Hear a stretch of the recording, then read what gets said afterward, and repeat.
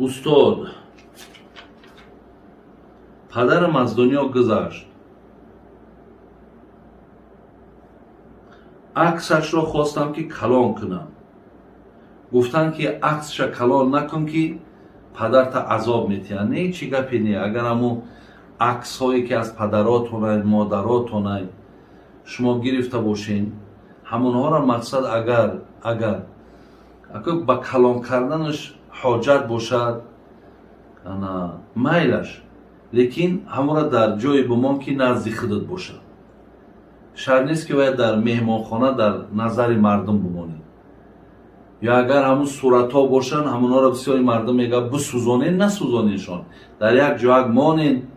مثال صورت هایی هست که ما دورای طلبگی ما هست، صورت هایی هست که به خانواده ما گرفته بودیم، صورت های کودکی ما هست، اونا را ضرورت نداره که بسوزانین. او صورتی را که در حدیث آمده است، او صورتی هست که به دست کشیده می شود، با این فوتواپارات صورت میگیری. با این مقصد ای را اجازت داده گرد. این فوتواپاراتشی چی گپی نداره. اویی که به دست میکشن صورت، مثال در حدیث منعش ای او جهت آمد.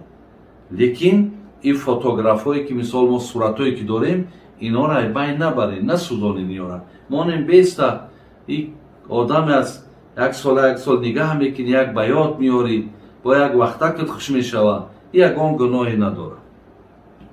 فقط همونا را در پیش چشم مردم نبروریم. بسیاری جا میریم تا گرد و با گردی خانهش در تمام آیله و اولادش آورده مانده است.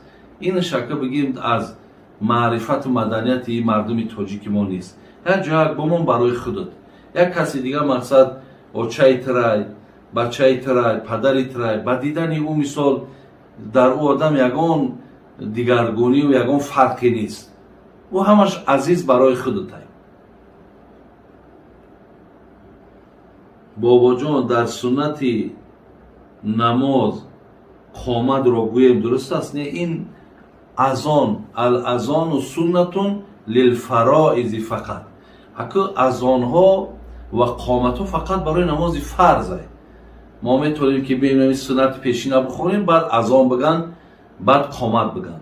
یعنی به اذان و به قامت ما سنت هم میخونیم. اذان و قامت فقط برای نماز فرض است.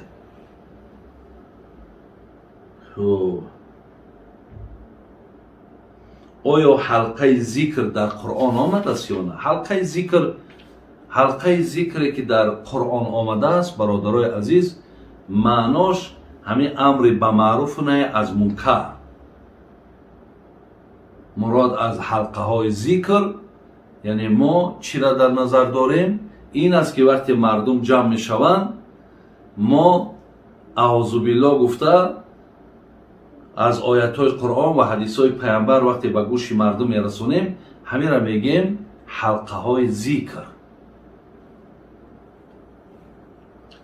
بابای حاجی، از چی سبب برای زنها اجازت نیست که به سر قبر روند؟ خیلی که ایرا علمای متأخرین برادرها اگر چنده که در حدیث من نآمده است که زنها سر قبر نروند، لیکن از بس که زنها رفتن در سر قبرها رعایت نکردن یا رعایت کردن نمیتونن، طریق درست زیارت اینها نمیفهمن، در اونجا دادوای میگن، در اونجا مقصد خداشون را بالای قبر دا میپرتاین.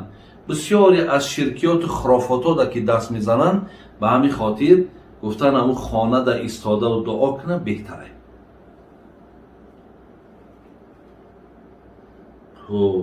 زنی که در حالت حیض باشد میتواند که خمیر یا نان پزد؟ بله میتواند. این فقط در نزد همون آیین یهودی ها وقتی زنها که حیض شوند اونا را تماما جاگه خوابشون جدا میکنن، چایخوری و نانخوریشون جدا میکنن. ولی این در اسلام این گونه نیست برادران.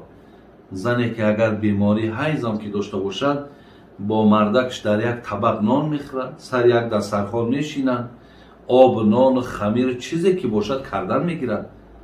این یگان مقصد جای بگیم دهشت و جای بدبینی و جای فلاکت حلاکت نیست.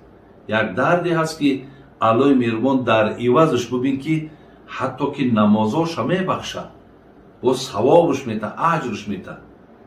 аллои меҳрубон имономона комил кинаву хотимона ба хайру аллои меҳрубон дар паноҳи раҳмат ва исмат шумову шуморо нигаҳ дорад.